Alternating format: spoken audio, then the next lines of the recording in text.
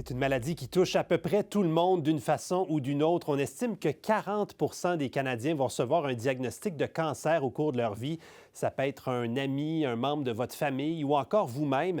La Société canadienne du cancer a dévoilé aujourd'hui l'identité de sa nouvelle ambassadrice, sa marraine. Il s'agit de la comédienne Léane Labrèche d'Or, qu'on peut voir notamment dans la série Anti-Gang tout de suite après ce téléjournal. On a le bonheur de l'avoir avec nous ce soir. Bonsoir Léane. Bonsoir, ça va bien? Ben moi, ça va bien. Dites-moi pourquoi avoir accepté de vous impliquer dans cette cause-là? C'est comme vous venez de le dire, c'est la plupart des gens qui vont être touchés par soit un diagnostic eux-mêmes, soit un de leurs proches qui va avoir un diagnostic de cancer. Donc, je voyais là une belle opportunité de mettre la lumière sur, évidemment, tout le travail qui est fait par la Société canadienne de cancer, tout l'argent qui est ramassé. En fait, la majorité des recherches sont financées par les dons du public. Tout le support qui est offert via la maison Jacques-Quentin, qui est une maison d'hébergement à coût très, très modique, où les gens qui reçoivent des traitements à Montréal, mais qui n'habitent pas nécessairement là, peuvent être hébergés, soutenus, transportés jusqu'à leur traitement.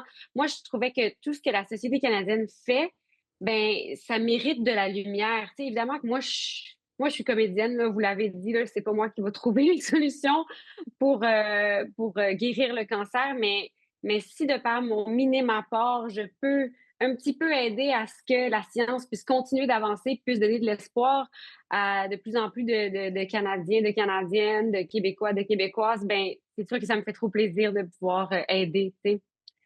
Et là, le hasard fait en sorte qu'on souligne aujourd'hui même le 35e anniversaire de la mort de votre grand-père, Gaétan Labrèche. Votre Mhm, mère, mhm, Fabienne, est également décédée du cancer il y a 20 ans. Je sais que vous mhm. l'avez accompagnée dans cette épreuve-là. C'est quoi les souvenirs que vous gardez de ça? En fait, toute cette épreuve-là, ce parcours-là qu'on a eu en famille, tout ce qu'on a vécu, c'est des raisons pour lesquelles j'ai accepté de venir soutenir la Société canadienne du cancer parce que, moi, j'étais plus jeune, j'étais une adolescente, j'ai eu des parents qui étaient extraordinaires aussi, qui ont essayé de nous préserver autant que possible, mon frère et moi, dans cette épreuve-là. Je me souviens aussi que les traitements étaient très ardus à bien des niveaux pour ma mère, pour mon père, pour nous tous. Mais j'avais pas nécessairement conscience, évidemment, de tout ce que ça impliquait là, en termes médicaux, cette maladie-là. Tu sais, je le vivais à la maison, dans l'intime. Mais là, de prendre conscience de tout ce qui a changé aussi depuis ce temps-là, de toutes les avancées qui ont été faites, des traitements qui sont vraiment différents, de la qualité de vie des patients qui sont en traitement aussi, qui est vraiment nettement supérieure à ce qui était la réalité dans le temps.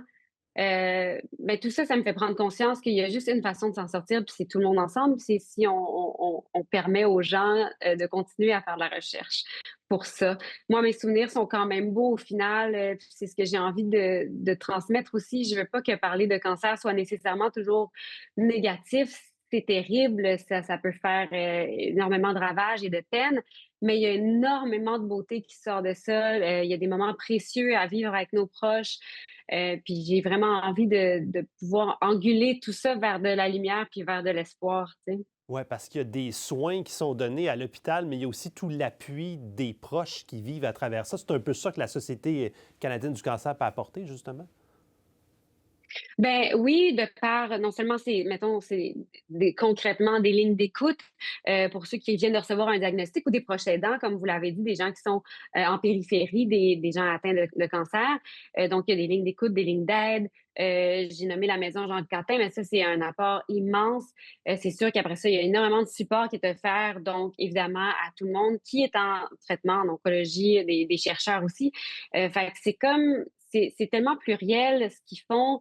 Il y a aussi un côté super politique par rapport à la santé publique. Mettons, les gens militent, les gens de la Société canadienne du cancer militent pour que on abaisse l'âge, mettons, de dépistage du cancer du sein à 40 ans chez les femmes, parce qu'on le sait qu'une des meilleures façons de se sortir d'une maladie ou d'un diagnostic de cancer, c'est d'avoir eu un diagnostic précoce. Tu sais. Fait qu'il y a tellement de façons dont on peut faire pour faire avancer la cause.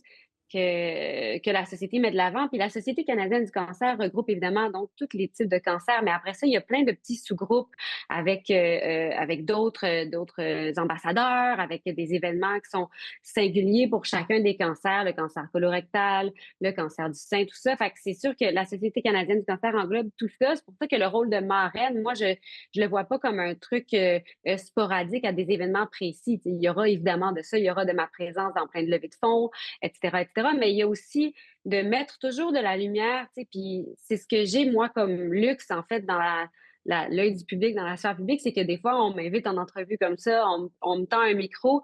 Ben moi, ce que j'ai envie de faire, c'est toujours de pouvoir rediriger ce micro-là et cette lumière-là vers ce que les gens font puis toutes les avancées qui sont faites, puis ce que les gens font pour continuer à faire des avancées médicales, pour éventuellement peut-être rêver d'un monde sans cancer. Oui, c'est ça, c'est ce que tout le monde souhaite. Vous le faites très bien, en tout cas, apporter de la lumière dans tout ça. Je parlais des statistiques. Bon, vous-même, vous avez eu des proches de votre famille qui ont été touchés. En tant que jeune femme, est-ce que ça vous reste en tête et est-ce qu'il y a une peur de tomber malade éventuellement dans votre vie?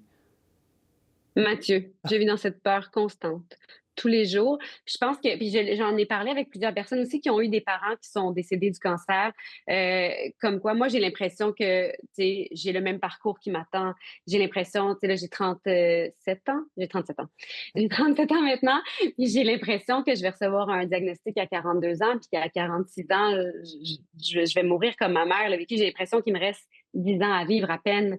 Mais là, en ce moment, dans mon univers, j'ai des amis qui sont, tu sais, qui sont plus vieux que l'âge que ma mère avait quand elle a eu son diagnostic et même que ma mère avait quand elle est décédée. Donc, je vois aussi la porte d'espoir. Fait que, tu sais, je suis un peu folle, mais pas tant. Tu sais, je vois quand même, je vois quand même tout le beau autour, mais c'est sûr que ça me guette et ça guette tout le monde qui ont vécu ça. La plupart des gens ont le même discours que moi, ils disent ah oui, ben, moi aussi, j'ai comme l'impression que je vis sur un compte à rebours. Tu sais. Oui, en tout cas, il y a de l'espoir. C'est important d'en parler. Léane Labrèche-Dor, merci infiniment de votre générosité. C'est un plaisir de vous avoir reçu à l'émission. Merci beaucoup.